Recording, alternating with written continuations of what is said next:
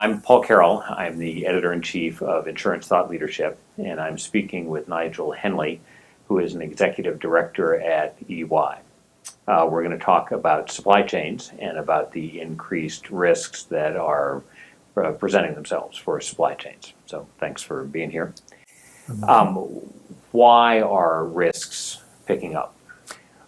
Risks are increasing partly because of pressure from the C-suites. C-suites that wants everyone to reduce cost. So as a result of that, people are extending their supply chain to different parts of the world.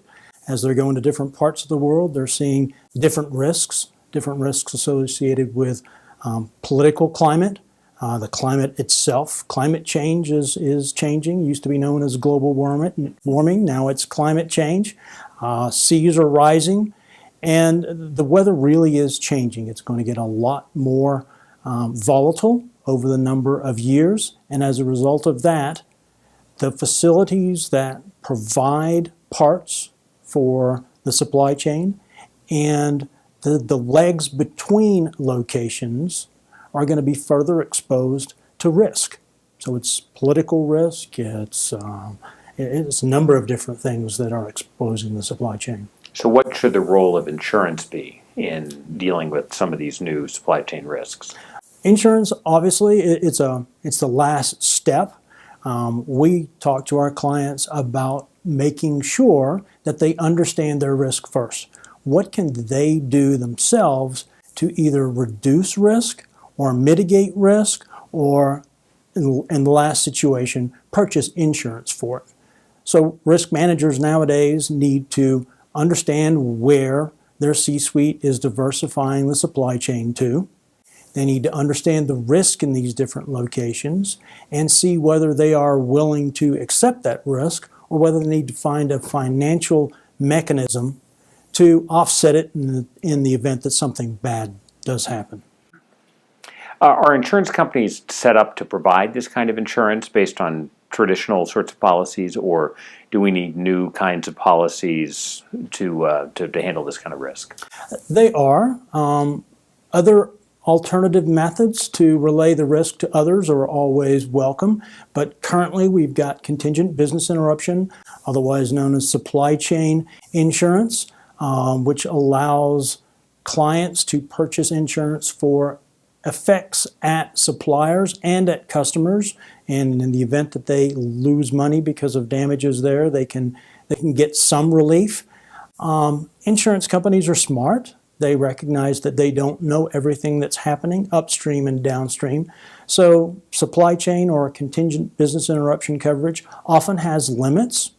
In the event that we do continue to see more volatility in the supply chain issues, then there's going to need to be deeper pockets out there to control the risk, to satisfy the risk. Is manufacturing especially at risk here, or what industries are a focus for you? Yeah, manufacturing is top of mind here because everyone is looking for cheaper and cheaper ways to make tennis shoes, to make tires, to make engines. And so the large manufacturing companies are outsourcing. They're sending a lot of their manufacturing offshore. And when they bring it back domestically, they increase the length of their supply chain, their contingent time element exposures. Makes sense.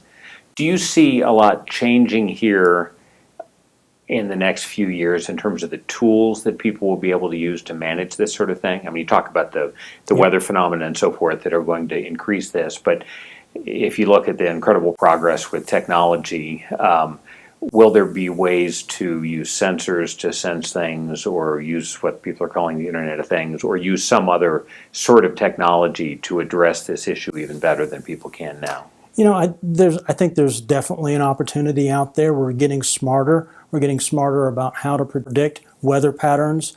We're getting smarter about learning about political situations when they occur overseas. So risk managers, if they can get that information more real time, depending on the impact that they have and the communications they have with their supply chain officers, they should be able to, or could be able to, move the supply chain to avert risk.